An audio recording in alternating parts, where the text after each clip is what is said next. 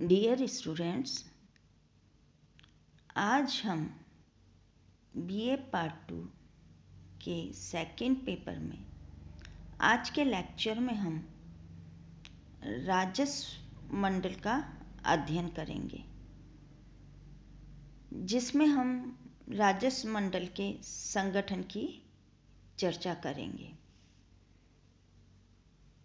हम जानते हैं कि किसी भी देश या राज्य के शासन संचालन में वित्त का बहुत अधिक महत्व है। राजस्व के बिना शासन का संचालन नहीं किया जा सकता है। राजस्व का अर्थ आय या आमदनी से है। लोक प्रशासन में राज्य की प्रत्येक प्रकार की आय को राजस्व कहा जाता है। ऐसा माना जाता है कि राजस्व एकत्रीकरण का सर्वप्रथम प्रचलन राजशाही शासन व्यवस्था में हुआ। प्राचीन समय से ही भू राजस्व ही राज्य का एक मात्र स्रोत हुआ करता था। बहुत समय से भूमि एवं फसल पर लगान की वसूली की जाती रही, लेकिन धीरे धीरे राज्य द्वारा आय के अन्य स्रोतों को भी खोजा गया। जहाँ तक भारत के संबंध में प्रश्न है या भारत में जो प्रश्न है कि अब भू राजस्व का योगदान नगण्य रह गया है, साथ ही राज्य की आय के अन्य स्रोतों का योगदान अधिक है। भारत कृषि प्रधान देश है। यहाँ की 70% जनसंख्या का व्यवसाय कृषि है। यह कह सकते हैं कि कृषि से प्रत्यक्ष या परोक्ष रूप से जुड़ा हुआ है। इसी कारण से राज्य द्वारा भूमि की देखरेख, नापजोख, स्वामित्व आदि विषय राजस्व विभाग को दिए हुए हैं। राज्य प्रशासन में राजस्व विभाग सबसे बड़े विभागों में आता है। यह भी एक सत्यता है या सच्चाई है कि बंधुआ मजदूरी से मुक्ति, चकबंदी नियमों का क्रियान्वयन और भूमि विवादों के निपटारे के लिए राजस्व प्रशासन के सुदृढ़ ढांचे की हमेशा आवश्यकता बनी रहेगी। हम आज के राजस्व प्रशासन के स्वरूप को देखें तो जो आज के राजस्व प्रशासन का स्वरूप है वह मुख्यतः मौर्य काल, गुप्त काल, सल्तनत काल, मुगल काल और ब्रिटिश शासन के दौरान उत्तरोत्तर विकसित हुए राजस्व प्रशासन के विकास का स्वरूप है। वर्तमान राजस्व प्रशासन की संरचना और शब्दावली जैसे पटवारी, कानूनगो, सरकार, तहसील, जमीन, बीघा आदि जो शब्द हैं या शब्दावली है वह मुगल काल की देन मानी जाती है। यह ब्रिटिश शासन में भी जारी रही। राजस्थान राज्य में राजस्व प्रशासन हेतु प्रमुख राजनीतिक दायित्व का निर्वाह मंत्रिमंडल स्तर का मंत्री वहन करता है। राज्य स्तर पर आधुनिक भू राजस्व प्रशासन को संचालित करने के लिए एक महत्वपूर्ण प्रशासनिक संगठन राजस्व मंडल है। राजस्व मंडल एक स्वतंत्र वैधानिक निकाय है जो भूमि से संबंधित विवादों, भू राजस्व के एकत्रण तथा निर्धारण और भू राजस्व कार्यों में लगे अधिकारियों, कर्मचारियों पर नियंत्रण का कार्य करता है। अर्थात कह सकते हैं कि जो राजस्व प्रशासन के साथ साथ न्यायालय के रूप में भी कार्य संपन्न करता है।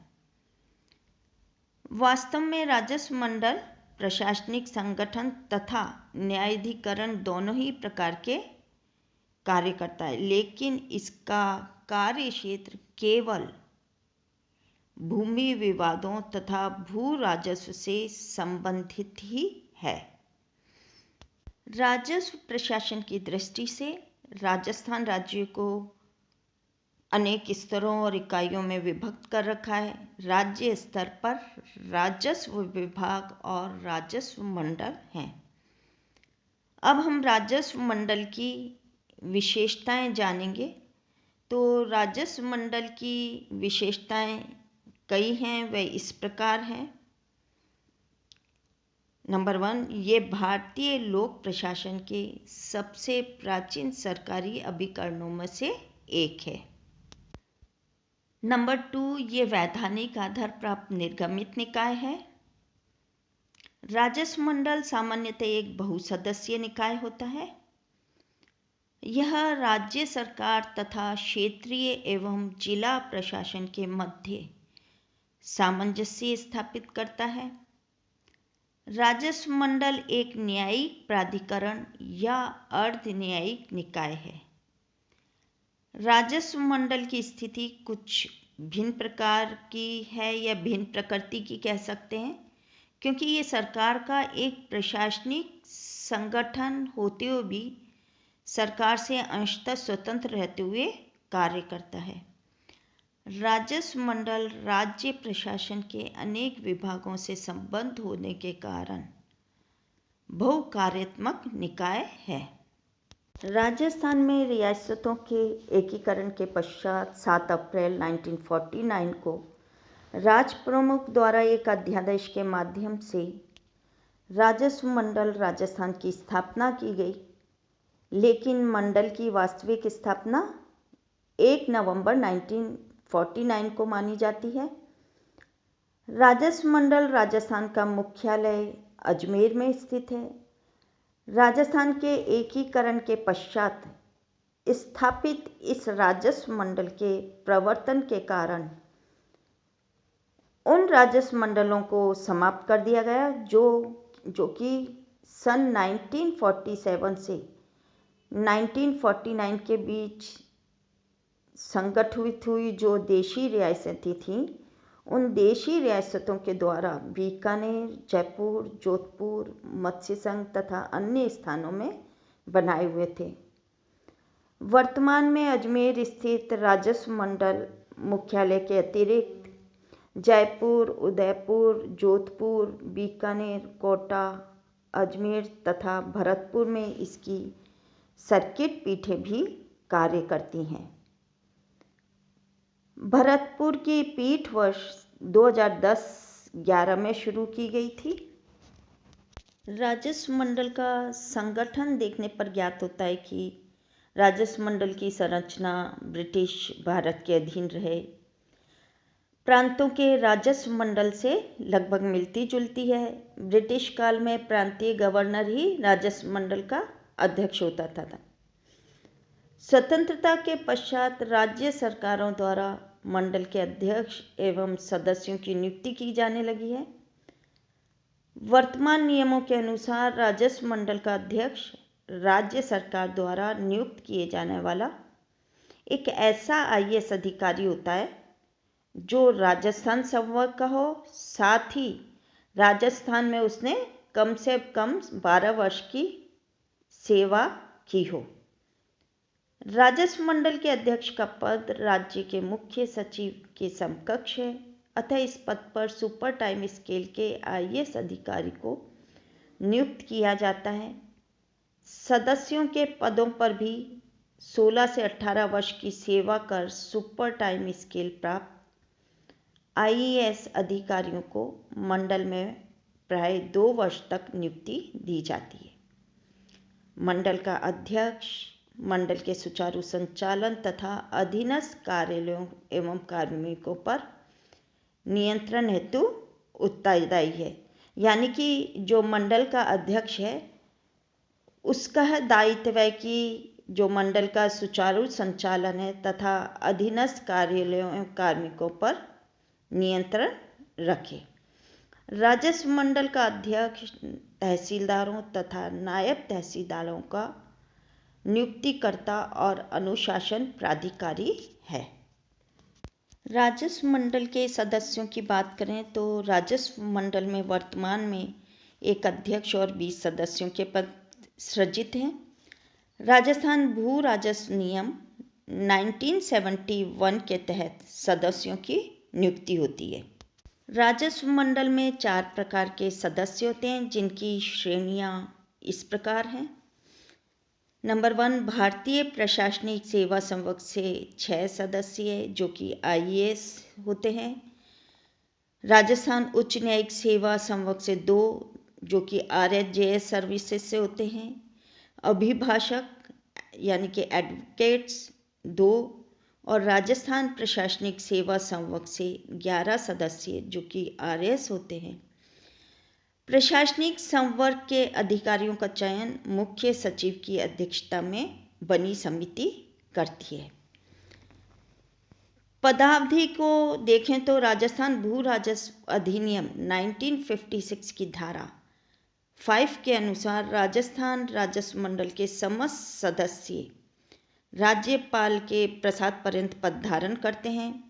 इस अधिनियम में मंडल के सदस्यों की सेवानिवृत्ति के संबंध में कोई आयु सीमा निर्धारित नहीं की गई है, लेकिन सामान्य सेवानिवृत्ति आयु पर सेवानिवृत्त हो जाते हैं। सामान्यतः राजस्व मंडल राजस्थान में 60 वर्ष की आयु तक सदस्य पद ग्रहण करते हैं। एक नई परंपरा और ये देखने में आती है या एक नई परंपरा ये नई हो गई है कि अब IAS अधिकारियों को सेवा में रहते सेवानिवृत्ति के समय से पूर्व त्याग पत्र दिलवाकर राजस्व मंडल में नियुक्त कर दिया जाता है। वो इसलिए ताकि वे 62 वर्ष की आयु तक सदस्य का पद धारण कर सकें। इस तरह अध्यक्ष या सदस्य की मृत्यु, पद त्याग, नियुक्ति के अवसान या अस्थायी अनुपस्थिति के कारण कोई पद रिक्त हो तो मंडल का गठन अविधि मान्य समझा जाता है। इसमें पीठों का गठन भी होता है। राजस्व मंडल में आने वाले मुकदमों की सुनवाई के लिए एक सदस्य, द्विसदस्य या पूर्ण मंडल की पीठें बनाई जाती हैं। अधिकांश मुकदमे एक सदस्यीय पीठ तक सीमित रहते हैं, किंतु एक सदस्यीय पीठ के निर्णय के विरुद्ध द्विसदस्यीय पीठ में अपील की जा सकती है। सदस्यों की शक्तियों, कार्यों तथा कर्तव्यों का वर्णन राजस्थान राजस्व मंडल कोर्ट मैनुअल में दिया हुआ है।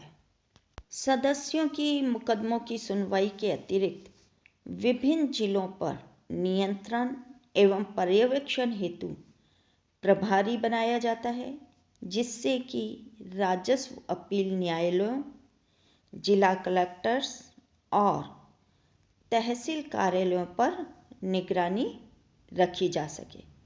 अतः इस व्यवस्था से भूमि से संबंधित विवादों को निपटाने में आंशिक सफलता प्राप्त हुई है। Thank you.